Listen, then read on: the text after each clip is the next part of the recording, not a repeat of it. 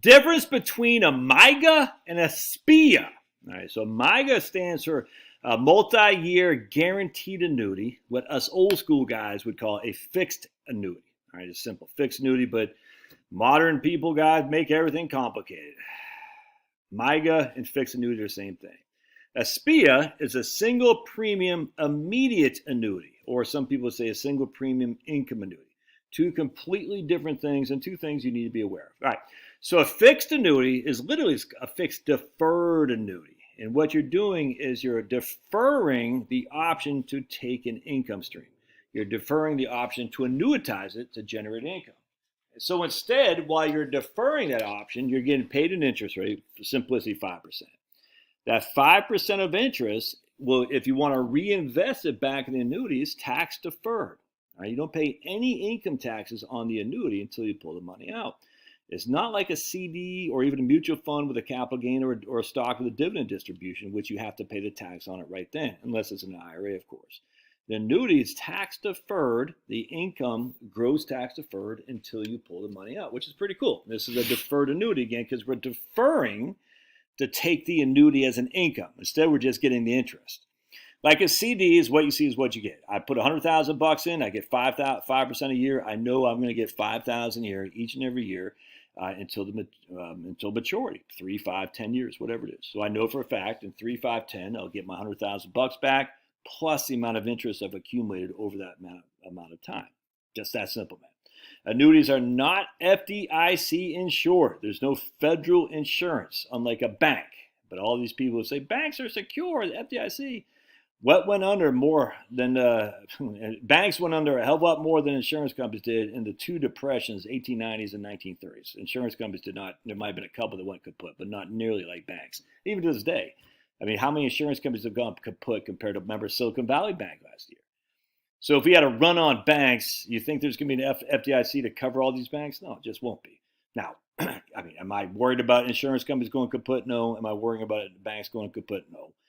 But that could be an issue. But a lot of people say, they're not insured, I'm not covered. And there are state guarantee associations that cover some amount of annuities and insurance products as well. You'd have to look up your state for that. So those are deferred annuities, fixed deferred annuities, multi-year guaranteed annuities. They're just saying we guarantee you a certain amount of interest and we guarantee your principal back. There's no downside risk other than the insurance company going kaput. But every year you'll have more money than you had the last year, unless you take the interest out. And again, if you take the interest out, because annuities are always LIFO, last in, first out, which means any accumulation of interest will always come out before, and you have to pay tax on it before you get your principal. So unlike a Roth or even specific identification of a stock where you can choose individual shares you want, can't do that with an annuity. You say, hey, I put $100,000 in there. It's worth $110,000 now. I need $5,000 to, I don't know, freaking go put a new window out. That $5,000 will come from interest, which you will have to pay tax on. An income annuity is just this, you're like, I'm not deferring it anymore. I'm literally taking it as an income right now, and immediately I'm taking it. I'm not deferring it, I'm taking it immediately. The difference is, unlike a fixed deferred annuity with an income annuity, there is no residual value. When you're dead or the amount of contract that comes, the money is gone. That's all there is to it. A guy emailed me today with a 30-year period certain annuity. I said, I don't think I like that. I'd rather you do a life and 30-year period certain annuity, if they even offer those. I don't think they do very often. We just want to make sure you're covered for your life. As long as you're breathing, we want that annuity to pay you. So a 30-year period certain, yeah, it's 30 years, but what if you live 35 years? In those 5 years, you don't get paid anything. So I don't like that. But either way, man, it's fine. Anyway, that's what those annuities are. It says, I will pay you for a certain amount of time, and once that a certain amount of time is done, there's nothing left. There's no residual. All right, that's what you got to know. My nose itches. I got to stop sniffing the table. Yeah, I do look a little bit rough. Wife's out of town. T-shirts on backwards.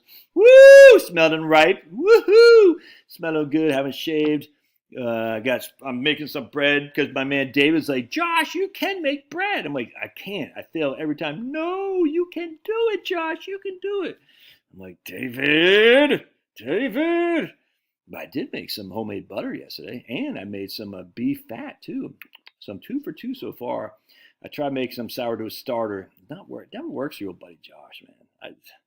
Making sourdough starter is a bane of my existence. But I just showed my wife my countertops over there. She's not happy because she's out of town. She's like, oh, just make sure you pick that up. I said, I will, sweetheart. I will. Anyway, hope this helps. Love your thoughts. Don't forget to paw that like button. We'll see you. Happy New Year. Happy New Year.